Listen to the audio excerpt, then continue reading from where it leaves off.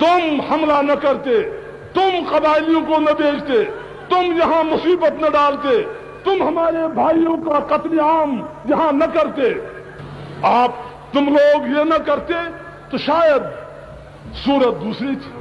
کیا کہا تھا ہمیں؟ کیوں تم نے قبائلی بھیجے؟ کیوں تم نے تلوار کے ساتھ ہمیں ختم کرنا چاہا؟ شرمانی کی روح بھی پکار رہی ہے ہمیں۔ ماسٹر عبدالعزیز جو ہمارا یہ ایک بہت بڑا کارکن مظفر آباد کا تھا، اس کی روح آتما بھی ہمیں پکار رہی ہے۔ کیوں تم نے اس کو خون کے گھاٹ اتارا؟ کیوں تم نے اس کا قتل عام کیا بارہمولہ میں اور مظفر آباد میں؟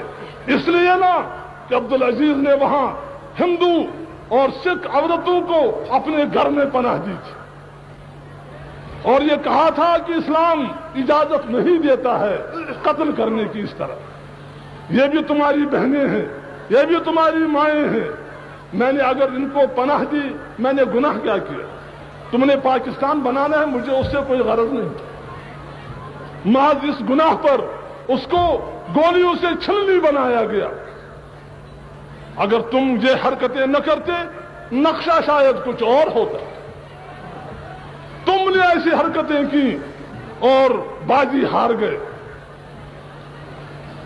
باقی اس وقت ہم تو اس طرح سے بھیڑ بکریوں کی طرح سے اپنی قوم کو قتل ہونے کی اجازت نہ دیتے۔ ہم نے مقابلہ کیا۔ ہمارے پاس ہندوستان کی فوج نہیں تھی، ہمارے پاس خود اپنی یہاں ریاست کی فوج نہیں تھی، لیکن ایک عزم تھا، ایک ارادہ تھا۔ وہ ارادہ آج اس وقت ہم نے نہیں کیا تھا 47 میں، وہ 31 میں عزم کیا تھا۔ ہم کسی بھی شخص کو ہم اپنی تقدیر کے ساتھ کھیلنے کی اجازت نہیں دیں گے، وہ کوئی بھی ہو۔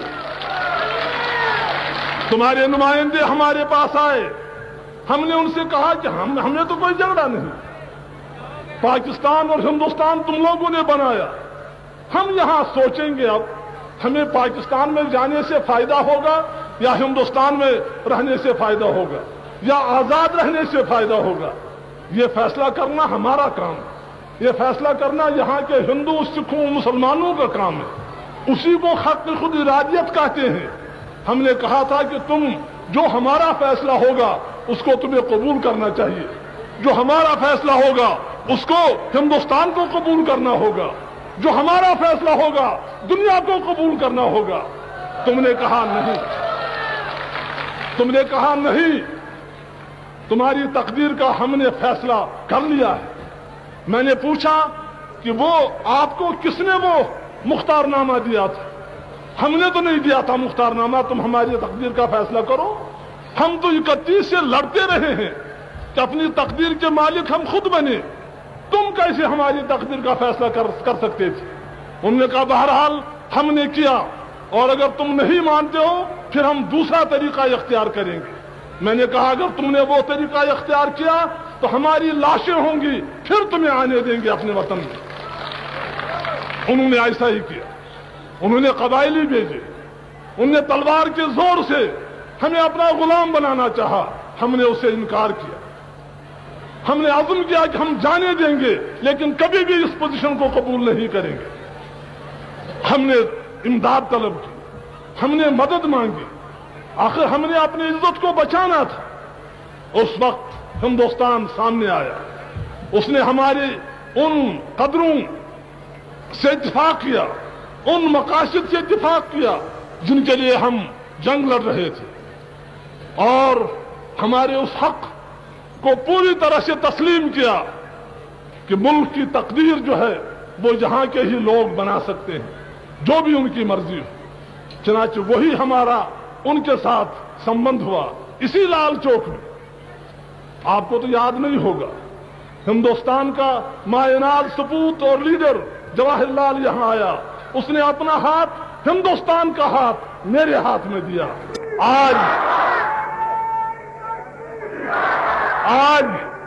وہ دہائی دیتے ہیں دنیا کو کہ ریزولوشنوں کی خلاف ورزی ہو رہی ہے۔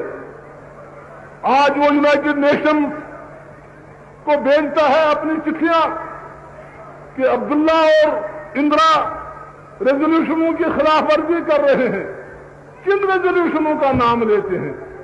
کیا وہی ریزولوشن جن کو کل ہی اس نے ردی کاغذ کے ٹکڑوں سے پکارا؟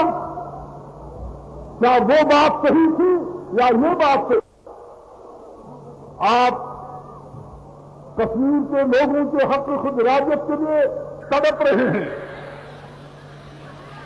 میں پوچھنا چاہتا ہوں، جو 15 لاکھ کشمیری تمہارے دست اختیار میں ہیں، آپ نے ان کو حق خود ارادیت دے دیا؟ کیا آپ نے ان کو یہ آزادی دی کہ وہ اپنی قسمت جس طرح چاہیں بنائیں؟ آپ تو دنیا کو دہائی دے رہے ہیں، آپ ہندوستان کو گالیاں دے رہے ہیں، لیکن گھر کی صورت تو کیا ہے آپ کی؟ میں تب ہی مانتا کہ تم ایک ایماندار انسان ہو، میں تب ہی مانتا کہ تمہارا قول اور فعل ایک ہے، جب تم 15 لاکھ ہمارے بھائیوں کو وہ حق دیتے کہ وہ عزت، آبرو اور آزادی کے ساتھ وہاں زندگی بسر کرتے۔ تب میں سمجھتا کہ ہاں، پاکستان جو کہتا ہے وہ کر کے دکھاتا ہے۔ نہیں، یہ بات نہیں ہے۔ میں جانتا ہوں تمہیں کشمیر کے لوگوں کی ضرورت نہیں ہے، تمہیں کشمیر کے جنگلوں کی ضرورت ہے، تمہیں کشمیر کے پانی کی ضرورت ہے، تمہیں کشمیر کی خوبصورت فضاؤں کی ضرورت ہے۔ تم اسی طرح کشمیر کے ساتھ سلوک کرنا چاہتے ہو جس طرح ماضی میں اور لوگوں نے اس کے ساتھ سلوک کیا اور اس کو اپنا عیش گاہ سمجھا، اور کشمیریوں کو وہ عیش عشرت کا سامان سمجھا۔ تم بھی وہی سمجھو گے۔ ہم نے یہ زخم کھائے ہیں، ہم دوست اور دشمن کو پہچانتے ہیں، ہم جانتے ہیں کہ کس کی کیا نیت ہے۔ آپ بڑے سے دہائیاں دیں دنیا کو، ہم جانتے ہیں یہ تم لوگ ہو جنہوں نے ہمیں آج 27 سال سے مصیبت میں ڈالا۔